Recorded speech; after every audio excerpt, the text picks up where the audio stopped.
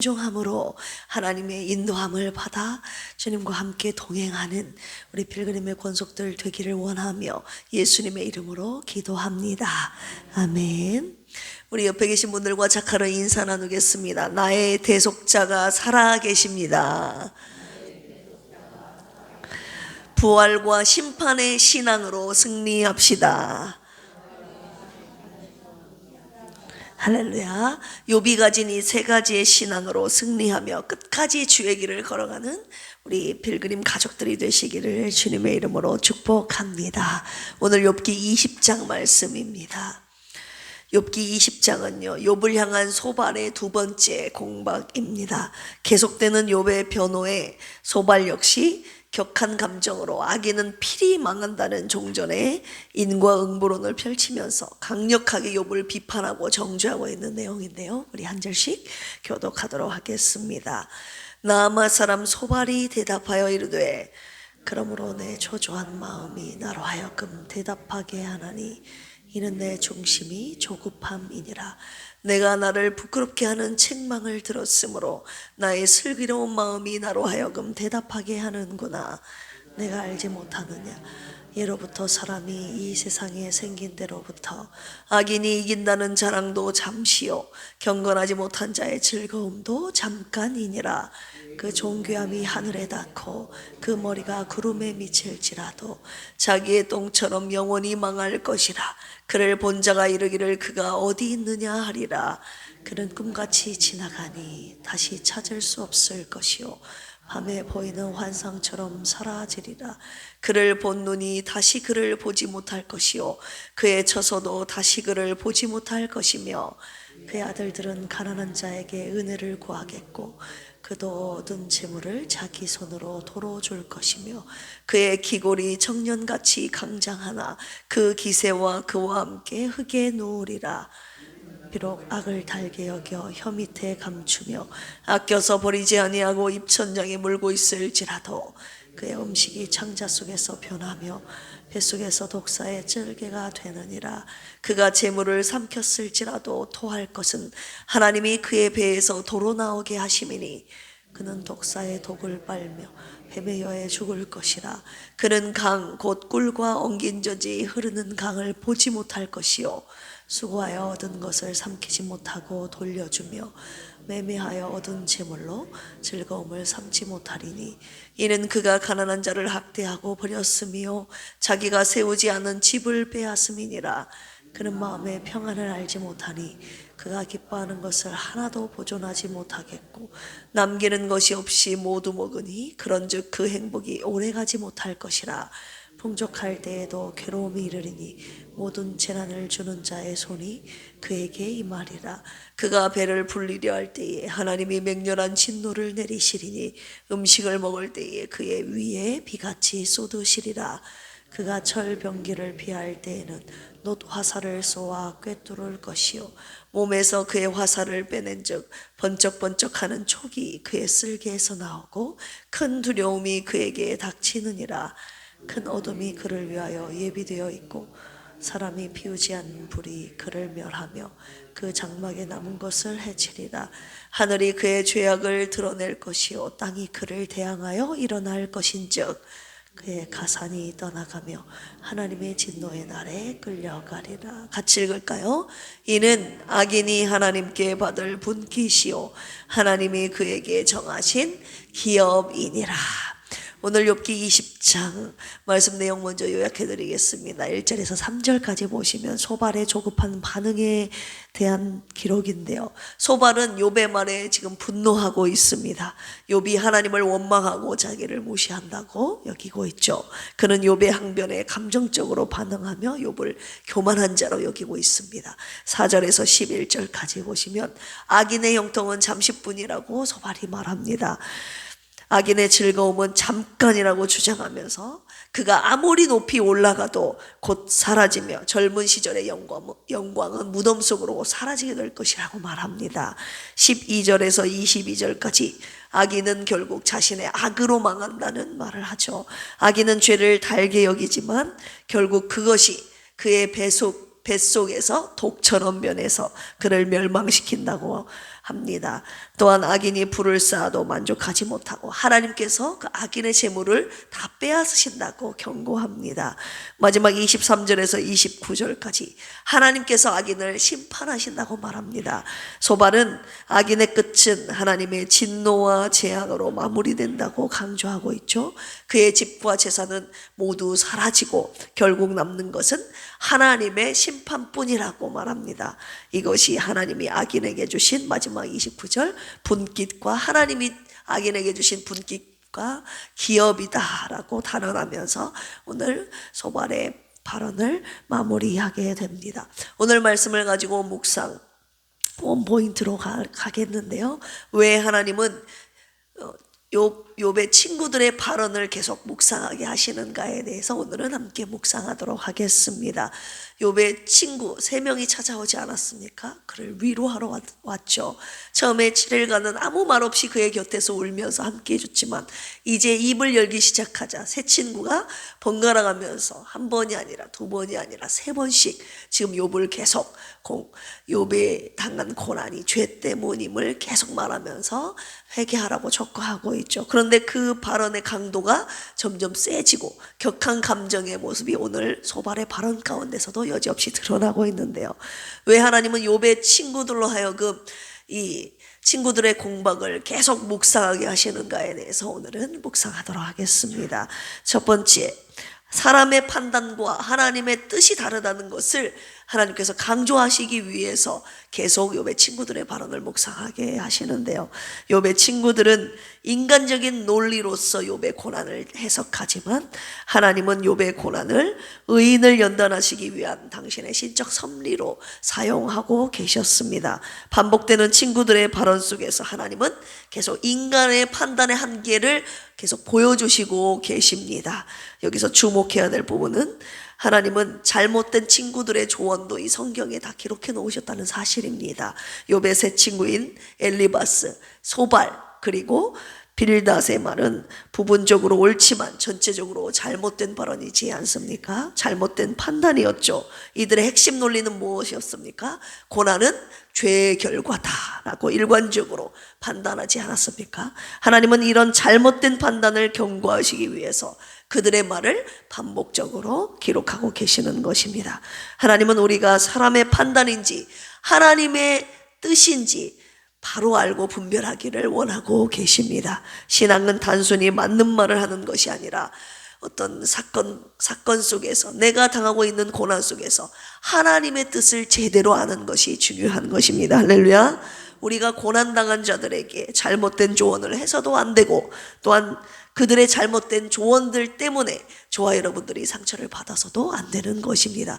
인간의 판단과 하나님의 뜻이 다르다는 것을 강조하시기 위해서 첫 번째, 욥의 친구들의 잘못된 조언을 지금 계속 묵상하게 하시는 것입니다.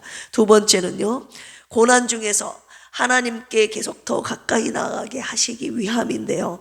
친구들의 오해와 공격이 반복될수록 욥이 어떻게 됩니까?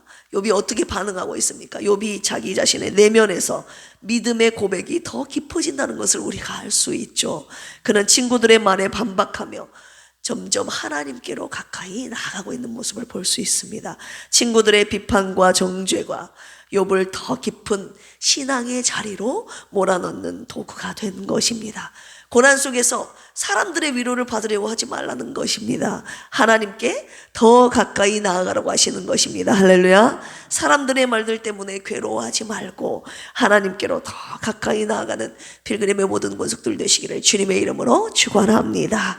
세 번째는요, 오늘날의 교회 공동체를 향한 하나님의 경고라고 볼 수 있는데요, 위로자가 아닌 정죄자들임을 오늘 주님이 교회 공동체들에게 말씀하고 계시는 것입니다.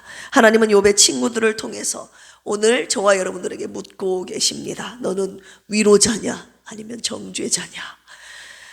욥의 세 친구들은 욥을 위로하러 왔지만 우리 지난번에 욥기 16장 2절에서도 볼 수 있듯이 욥의 친구들이 욥에게 위로를 주는 것이 아니라 재난을 주는 위로자로 우리가 함께 보지 않았습니까? 욥이 느끼기에 너희들은 재난을 주는 위로자일 뿐이라고 말하지 않았습니까? 그들의 말은 신학적으로 정통해 보이지만 사랑과 공감, 공감은 없는 논리적인 말들 뿐이지 않았습니까?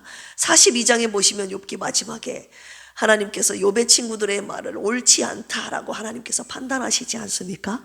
정확한 교리보다 하나님께서 상처 입은 자, 지금 고난당한 자, 아픈 자를 품는 마음을 더 기뻐하신다는 것을 우리에게 계속 묵상하게 하십니다. 주님의 이름으로 세워진 교회가 오늘날 위로보다는 비판과 정죄의 장이 되어가고 있기 때문에 오늘 욥기 친구들의 잘못된 위로를 계속 묵상하게 하시면서 우리들의 모습을 돌아보게 하시는 것이죠. 참된 위로의 본질을 깨닫고 실천하게 하시기 위해서 친구들의 잘못된 위로를 계속 반복해서 묵상하게 하시는 것입니다. 마지막 네 번째는요, 새 친구들의 발언을 계속 묵상하게 하시는 중요한 이유가 또 있는데요.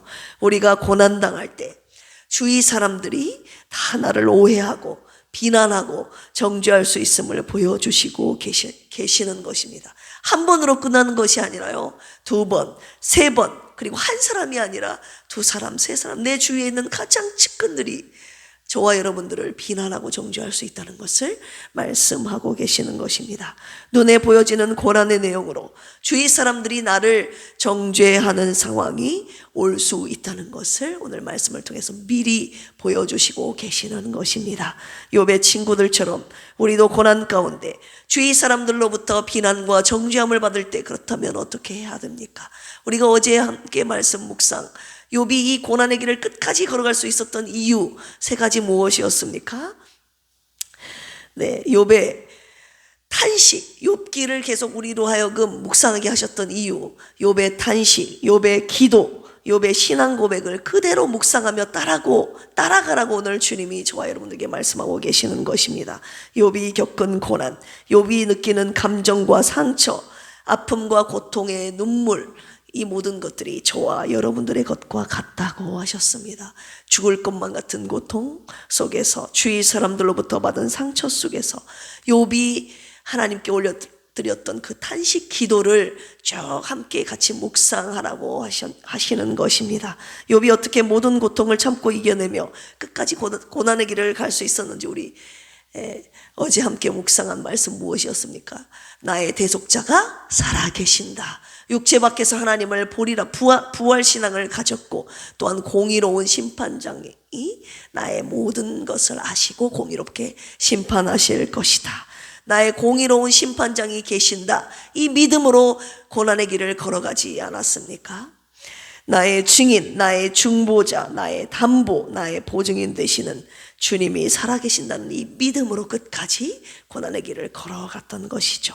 우리도 욥의 신앙을 가지고 우리에게 주어진 모든 고난을 꿋꿋이 견뎌내라고 하셨습니다. 할렐루야. 우리가 고난 속에서 이 욥기를 묵상하면서 하나님께서 우리에게 주시는 고난의 율례들이 있지 않습니까? 깨달아 알게 주시는 고난의 율례들을 가지고 욥과 같이 고난의 달인이 되어 오늘도 넉넉하게 승리하며 걸어가시던 저와 여러분들이 되시기를 주님의 이름으로 축원합니다. 함께 기도하시겠습니다. 주님, 우리도 욥처럼 이유를 알 수 없는 고난 속에 서 있을 때마다 인간의 판단이 아닌, 내 판단이 아닌 하나님의 뜻을 분별하게 하시고 고난을 통해 하나님께 더 가까이 나아가게 하옵소서. 우리의 입술이 고난당한 이들에게 정죄가 아닌 소망을 주고 사람을 살리는 말이 되게 하여 주시옵소서. 우리 또한 비난과 정죄의 말에 흔들리지 않게 하여 주시고 하나님께 더 가까이 나아가는 주님이 깨달아 알게 주신 고난의 율례들을 붙잡고 이 고난의 길을 끝까지 걸어가는 믿음의 사람들 되게 하여 주시옵소서. 영혼육의 질병과 아픔으로 고통받고 있는 이들을 위로하여 주옵소서. 우리들의 연약함을 불쌍히 여기시고 주님의 손길로 붙잡아 주시고 회복시켜 주시옵소서. 병상에 누워있는 주님의 자녀들에게 특별한 위로와 온전한 치유를 주시옵소서. 오늘부터 경주에서 시작되는 APEC 21개국 정상회담이 진행되는데 특별히 한국, 미국, 중국 정상 간의 3자 회담을 통해 한반도의 평화와 동아시아 정세와 글로벌 경제가 바르게 흘러갈 수 있도록 주님이 모든 회의를 주관하시고 다스려 주시옵소서. 감사하며 예수님의 이름으로 기도합니다. 아멘. 주여 삼창하시고 기도합니다. 주여, 주여, 주여. 하나님 아버지 감사합니다. 여기 고난의 길을 걸어가고 있는 동안에 고난 속에서 아버지 하나님 자신이 당하고 있는 고난만으로도 충분히 힘든데 하나님 내 친구들로부터 당하는 이 비난과 비판과 정죄가 너의 마음을 더 아프게 했어. 교회 친구들의 하나님 이 발언을 정죄함을 계속 묵상하게 하시는 이유가 무엇입니까? 인간의 판단에 한계가 있음을 계속 우리로 알고 묵상하게 하시는 이유는 하나님의 뜻이 무릎을 우리에게 여전히 보여주시기 위함을 믿고 그리스도인들이 하나님의 뜻을 묻기보다 인간의 판단으로 생각하고 하나님 내 고난을 해석하고 상대방의 고난을 해석하고 판단하는 것만이 있기 때문에 하나님 나의 판단을 내려놓으라고 오늘 말씀 주셨죠. 하나님 사람의 위로 사람의 판단 아버지 하나님 나의 판단을 내려놓고 고난 속에서 하나님께 더 가까이 나아가는 우리가 되게 하여 주시옵소서. 하나님 그날 교회 공동체가 하나님의 뜻을 분별하고 그들의 마음 아픈 상처를 위로하는 위로자가 아니라 정주자의 모습으로 서 있음을 오늘 말씀하신 영원입니까? 하나님 나의 입술이 하나님 위로자 모습이었는가? 위로하는 위로자의 입술이었는가?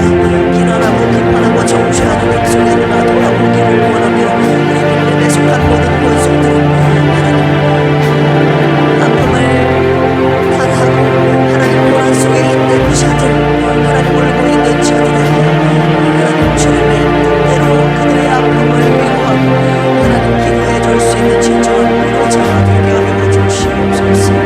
하나님 우리가 고난의 길을 걸어갈 때에 우리 주위에서 우리의 마음을 아프게 하는 비난자들 정죄자들이 있을 수 있음을 말씀하여 주셨사오니 하나님 그들의 말에 흔들리지 않게 하여 주시고 여기에 단식으로 여기에 묵상을 함께 아버지 하나님 내려가면서 우리 또한 하나님 앞에 진실하게 올려드리는 하나님의 기도를 가운데 주님으로부터 눈물을 가지고 하나님 끝까지 걸어가는 우리 공동체들을 주여 인도하여 주시옵소서. 여기 고난 속에서 하나님 앞에 올려드리는 가정자의 신앙 나의 주보자 하나님 나의 증인 그리고 부활 신앙 심판의 신앙을 우리도